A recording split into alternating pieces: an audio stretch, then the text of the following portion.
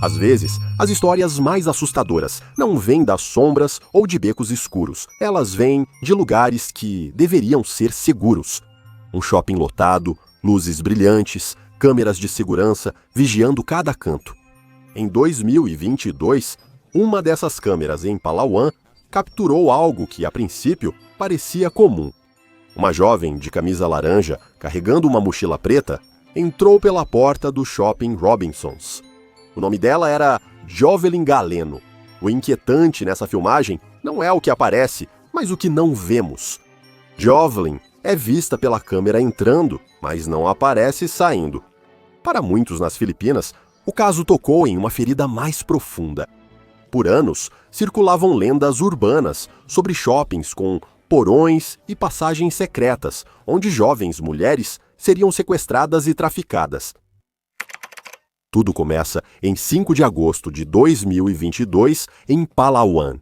Uma estudante de criminologia, Jovelyn Galeno, de 22 anos, encerra seu turno no shopping Robinsons às 18h30.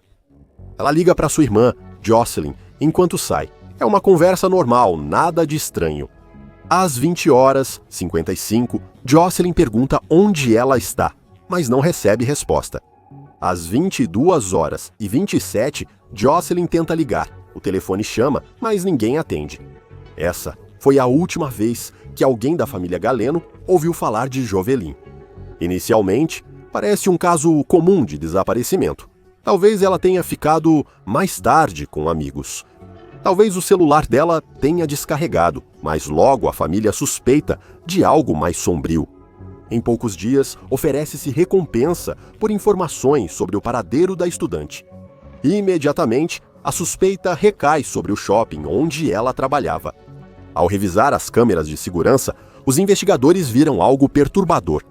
Havia imagens de Jovelyn vestindo uma camisa laranja e carregando uma mochila, entrando no shopping por volta das 9 da manhã, mas não havia nenhuma imagem dela saindo de lá. Você conhece a lenda urbana nas Filipinas sobre shoppings com porões secretos onde mulheres são traficadas? Quando Jovelyn sumiu, só se falava nisso. As histórias sobre os shoppings Robinson ficaram ainda mais malucas. Diziam que existiam alçapões nos provadores que engoliam mulheres inteiras e as lançavam em covis subterrâneos. Alguns diziam que o filho mutante secreto do dono do shopping, meio homem, meio cobra, vivia lá embaixo, e que o R serpenteando no logo era uma pista. Alguns diziam que espelhos eram janelas de mão única, permitindo que essa coisa observasse e escolhesse sua próxima vítima.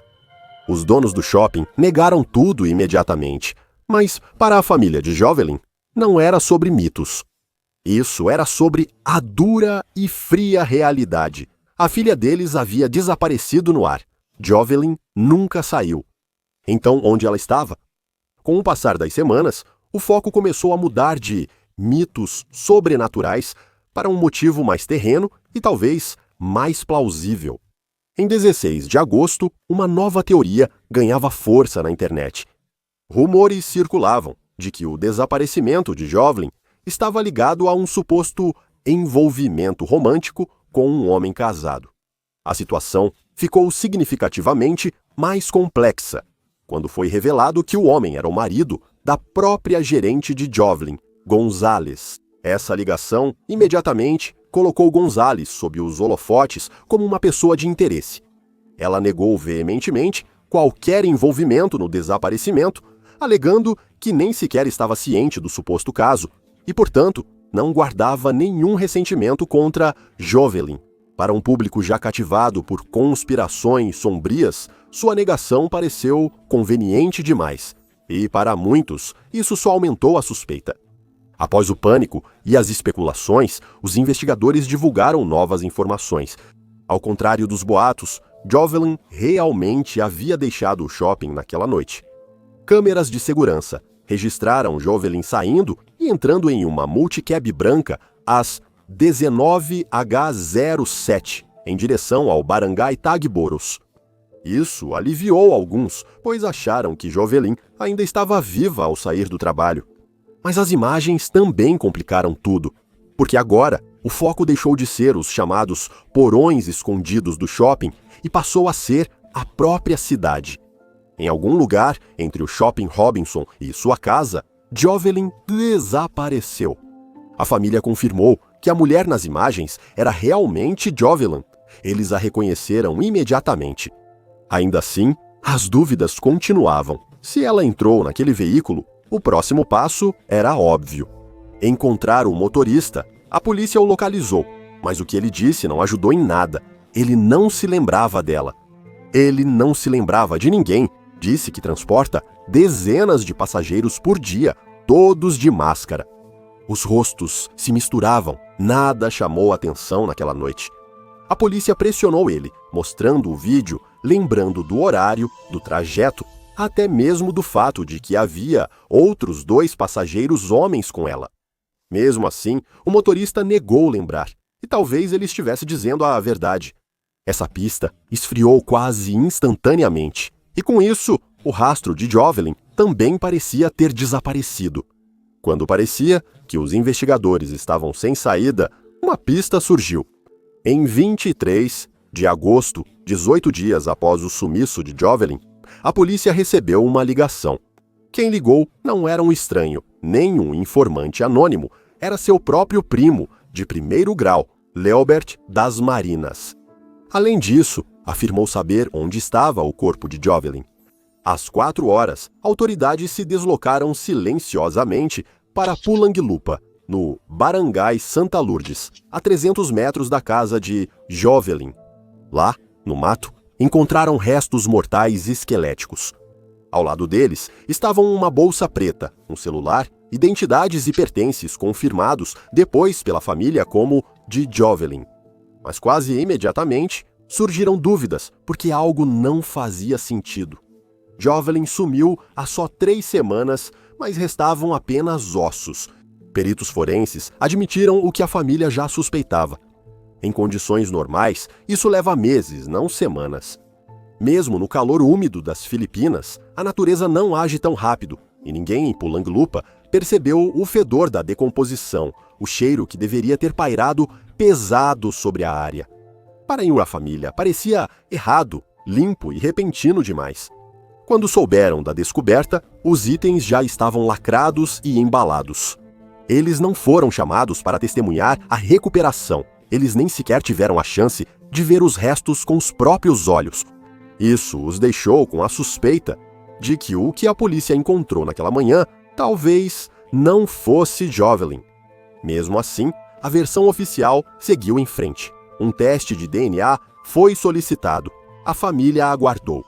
Um morador relatou algo ainda mais estranho. Na tarde de 22 de agosto, poucas horas antes da descoberta, uma caminhonete preta foi vista estacionada perto do local. Mais tarde, naquela noite, crianças viram pessoas se movendo pela área, usando lanternas pequenas no mato escuro. Eles estavam procurando por algo ou apenas se certificando de que algo havia sido colocado ali. E no centro de tudo isso, a pessoa que levou a polícia até o local, Leobert das Marinhas, começa a agir de forma suspeita. Pouco depois de sua denúncia, Lober foi acusado de esfaquear outro primo, Jover Valdestamon. Quando foi questionado, ele deu uma explicação à polícia. Ele disse que tinha sido provocado. Jover, segundo ele, o acusou do que aconteceu com Jovelyn. Furioso, Lobert reagiu agressivamente. Mas sob pressão, sua história mudou. Ele começou a falar. O que ele revelou à polícia foi mais sombrio do que todos esperavam. Que a morte de Jovelyn não foi um acidente, nem um desaparecimento aleatório. Foi planejado. E foi executado pela família. Segundo Leobert, o plano era simples. Ele e o primo, Jovert Valdestemon, já sabiam da rotina de Jovelyn, que sempre seguia o mesmo caminho para casa. A ideia era pegá-la quando ela descesse do multicab em Barangay Tagboros. Naquela noite, Lober disse que a seguiu, enquanto Jover a esperava mais à frente na estrada, na direção em que ela ia. Quando Jovelyn se aproximou, Lober deu o sinal. Jover avançou. Ela lutou, mas ele era mais forte. Ele a puxou para um trecho de grama alta, forçando-a a sair da estrada, fora de vista. De longe, Lober disse que assistiu. Ele descreveu que ela tentou se soltar, lutando contra o primo, mas eventualmente seu corpo enfraqueceu. Ela ficou mole. Foi então, ele afirmou, que Jover a despiu e a agrediu. Lobert insistiu que nunca a tocou. Ele ficou afastado, só se aproximando, quando Jover o chamou. Nesse momento ele disse: já era tarde demais. Ela não se mexia, ela já tinha partido. Ele afirmou que era apenas um vigia, que estava com muito medo de intervir, com muito medo de contar à polícia. Ele jurou que nunca encostou a mão nela. Para a família de Jovelyn, foi outro pesadelo.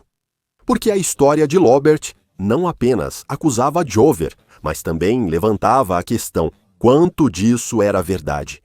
Mesmo com o depoimento à polícia, a família Galeno duvidava dele. Lobert estava apenas transferindo a culpa, se protegendo? Ou isso foi realmente o que aconteceu nos momentos finais da vida de Jovelyn?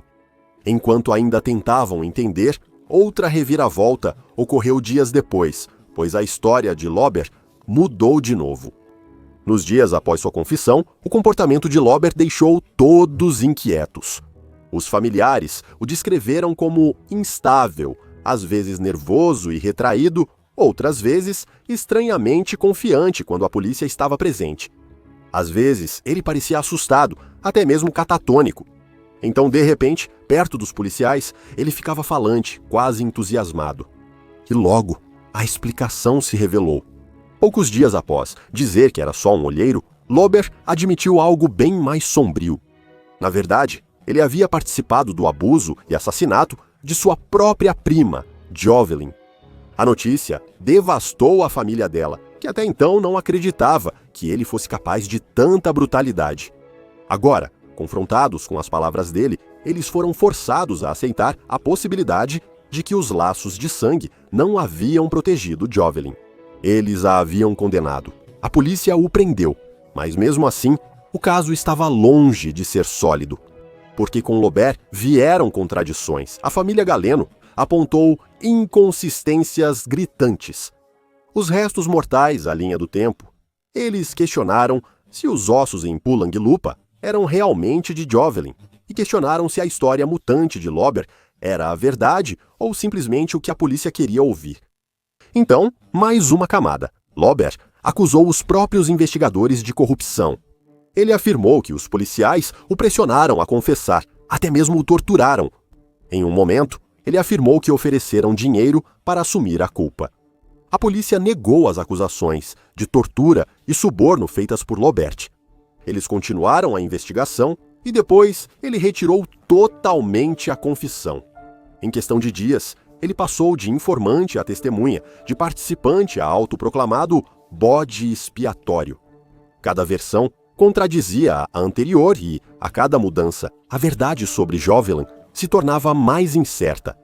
Enquanto isso, os investigadores avançavam com seu próprio caso contra Lobert e Jover. No fim de agosto, o caso virou uma tempestade de contradições.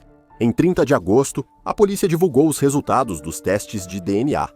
Os restos mortais encontrados em Pulang Lupa, segundo eles, pertenciam a Jovelyn Galeno. Quase imediatamente, eles apresentaram queixas contra Leobert das Marinhas e Jover Valdestamon, acusando-os de agressão e homicídio. No papel, o caso parecia resolvido, mas, para a família de Jovelyn, nada disso parecia certo.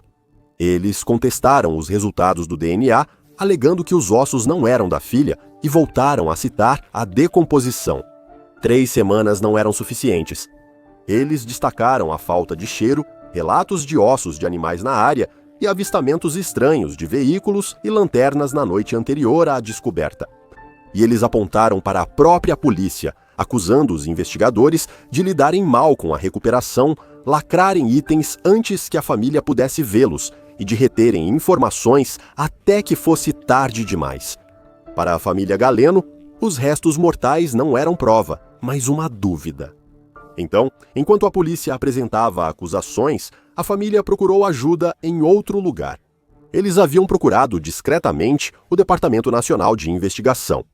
Eles queriam que um órgão independente interviesse, verificasse as provas e superasse o que eles viam como camadas de incompetência e possível corrupção.